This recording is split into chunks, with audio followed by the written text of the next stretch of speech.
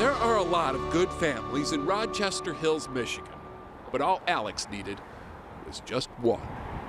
I'm sure you've never received a letter of this nature before, and I'm also quite sure you'll be surprised, albeit unpleasantly, at the circumstances under which I'm writing this letter.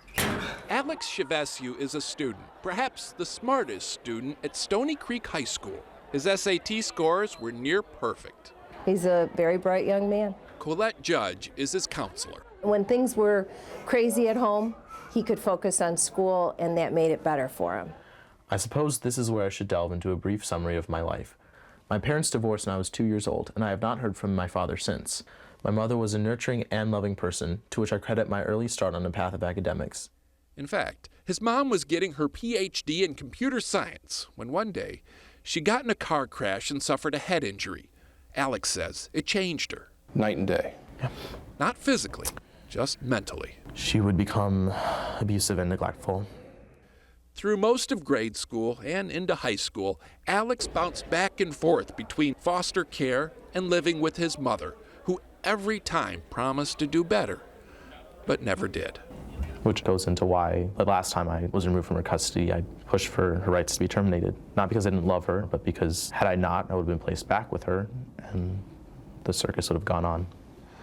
That's how Alex ended up here, at the Children's Home of Detroit.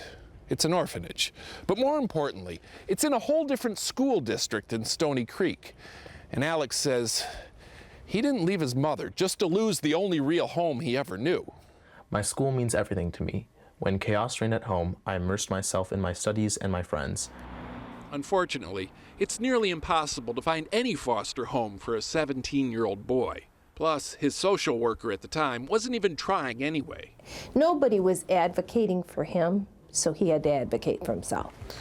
I searched, pulled up, court records, and I started looking up foster care listings. He compiled a list of a couple dozen prospective parents and wrote the most important letter of his life. Now I ask you to consider fostering me. Thank you, Alex Chivescu. It was a shot in the dark, but it worked.